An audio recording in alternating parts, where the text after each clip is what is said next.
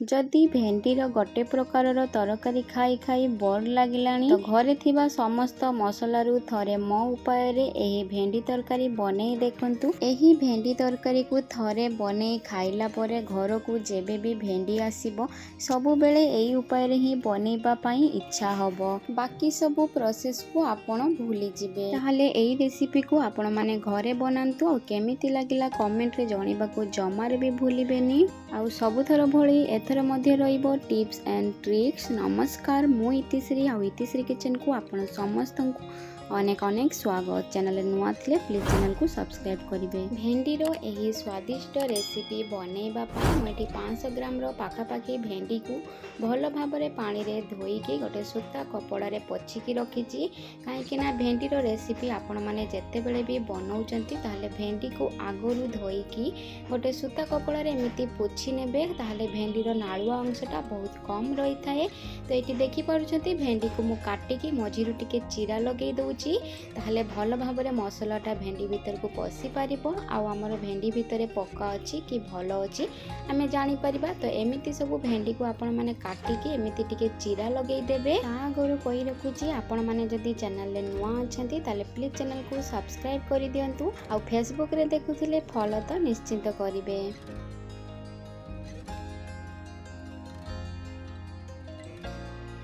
तो यही सब भाव में मो भेंडी को ये सब काटिकी एमती मझिरू चीरा लगे नहीं।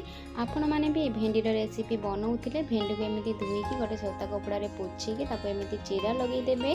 तो ये मसला प्रस्तुत करने मुझे 2टा मीडियम साइज टमाटर को फाड़ करके रखी आ गोटे बड़ साइज पियाज को एमती चुना चुना करके काटी आ कि पाखुड़ा रखी आ 2टा कंचा लंका से 10-12टा बड़ी आ गोटे आलू को एमती चोपा छड़े एमती पतला पतला करके काटिकी रखी। एबे जीवा नेक्स्ट प्रोसेस को। तेबे कढ़ारे मु अल्प किछि तेल देई दउची। तेल एठी भल भाबरे गरम हे सारिला परे मु एठी बड़ी को देके एठी भल भाबरे लाल करके भाजी नउची। तो देखि पारुछंती बड़ीर कलरटा पूरा चेंज हे आसलानी। एबे बड़ी को भल भाबरे भाजी सारिला परे गोटे प्लेट को मु एठी बाहर करके रखी दउची। देखि पारुछंती बड़ी एठी सब भल भाबरे भजा हे जाई छै। सेही कढ़ारे अल्प किछि तेल देई दउची और तेल एठी भल भाबरे गरम हे सारिला परे काटी के रखिथिबा भेंडी को एठी देई दउची। आ ता ऊपर एठी स्वाद अनुसार लुण देकी भेंडी को एठी हमर हल्का भाजीबार अछि। गैस रो फ्लेम को मीडियम टू हाई रे रखी की भेंडी को एठी भल भाबरे भाजी नउची। भल भाबरे माने भेंडी रो लालुआ अंशटा को भल भाबरे हमर काटिबार अछि। देखि पाछन्ती भेंडी हमर सेमिति कलर अछि, जमार कलर चेंज हे। भेंडी हमर एठी भजा हे जाईची। एबे याकू गोटे प्लेट को मु एठी बाहर करि नउची। देखि पाछन्ती सब भेंडी को मु एठी गोटे प्लेट को बाहर करि सारिची। सेथिरे अल्प किछि तेल देई दउची कढ़ारे। तो तेल गरम हे सारिला परे हमें काटी के रखिथिबा आलू देई देबा। आलू ऊपर अल्प किछि लुण और हळदी देकी एठी को भल भाबरे भाजी नबा। तो तरकारी रे हमर आलूटा टिके फिकिसिया न देखा जिबा पई मु एठी हळदी देकी आलू के एठी भल भाबरे भाजी नउची। देखि पारुछंती आलू रो कलरटा पूरा चेंज हे आसिलानी। तो आलू को गोटे प्लेट को मु एबे बाहर करके रखी दउची। तो सही कढ़ारे अल्प किछि जो तेल थिला तो सेथिरे मु हमर काटिकी रखिथिबा टमाटर को देई दउची। ता ऊपर जो पाखुड़ा करके प्याज को काटिकी रखिथिले तो ताकू एठी देई दउची। तो ए सब टिके हल्का हमर भजा हे सारिला परे बा टिके सिझी सारिला परे को 1 ରୁ 2 मिनिट पई भल भाबरे भाजी नबार अछि। तो ए सब एठी भल भाबरे भजा हे सारिची ओ याकू मु एठी गोटे प्लेट को एबे बाहर करके रखी देबी ठंडा हबा पई। याकू जमार भी आपण माने गरम गरम पेस्ट करिवेनी। तो एमिति याकू भाजी सारिला परे गोटे प्लेट को बाहर करके याकू ठंडा हबा पई अवश्य छाड़िबे, गरम गरम जमारू पेस्ट करिवेनी। तो एबे सेही कढ़ारे मु अल्प किछि तेल देई दउची हमर मसला बनेबा पई। तो सेथिरे मु गोटे तेजपत्र देई दउची आ गोटे चामच जीरा देई दउची। ए सब टिके एठी भल भाबरे फुटी आसिला परे मु काटिके रखिथिबा कंचा लंका देई दउची। एबे देई देबी काटिके रखिथिबा हमर पियाज को एठी भल भाबरे भाजी नबार अछि। देखि पारुछंती पियाज रो कलरटा पूरा चेंज हे आसिलानी। एबे एठी मु 2 चामच अदा रसुन रो पेस्ट देई दउची। तो एठी एबे पियाज और अदा रसुन के भल भाबरे कसिबार अछि जे पर्यंत कि अदा रसुन कंचा स्मेलटा जाइछि। तो एठी अदा रसुन को भल भाबरे कसी सारिला परे मु ता परे आ अल्प किछि पानी देकी याकू एठी सिझिबा पई छाडुची। गैस रो फ्लेम को मेठी लो रे रखिची। तो एठी देखि पारुछंती मसला हमर एठी भल भाबरे कसा हे जाइछि। सब मसला रु तेल बाहरी आसलानी। एबे एठी देई दबा हमर जो फाळ टमाटर और प्याज पाखुड़ा को सब भाजी के रखिथिले ठंडा हबा पई। तो ताकू एठी मु पेस्ट बने नेछि। एबे सेही पेस्ट को मेठी मसला ऊपर देई दउची। तो ए मसला को एठी भल भल भाव में कषि नौची जे पर्यंत यार पानी सब सुखिकी तेल न बाहरी आसी। तो ये गैस फ्लेम को लो टू मीडियम रे रखिकी मसला को ये भल भाव में कषि नौची। तो ये देखिपुं मसलार सब पानी सुखी जाइए मसलार ए सब तेल बाहरी आसलानी।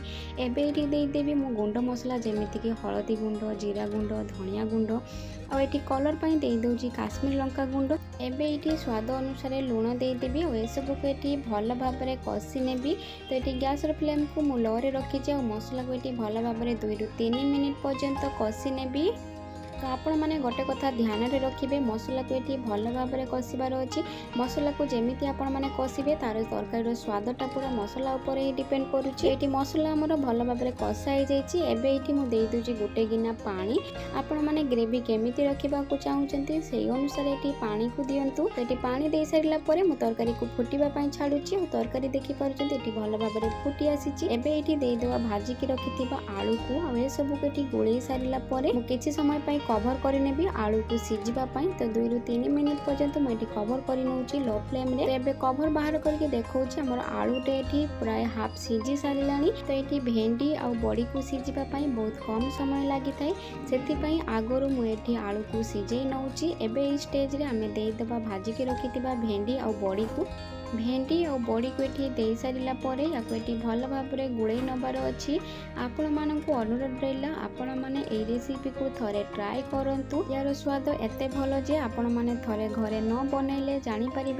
तो ये गैस फ्लेम को मु लो रे रखुची और या कवर करके छाड़ी दूची 5 ରୁ 6 मिनिट पाई। तो 5 ରୁ 6 मिनिट पर देखिपुं आमर तरकारीटा पूरा रेडी हो जाइए। भेंडी और आलू भल भाव में सीझी जाइए। तो ये देखिपुं भेंडी और बड़ी केमिति गोटा गोटा देखा जाउची। तो एमती यही पर्यंत ही आमको सीझेबार अच्छी। जमारू बेसी सीझेकी घाटी देवेनी ताले तरकारी स्वादटा चेंज हो।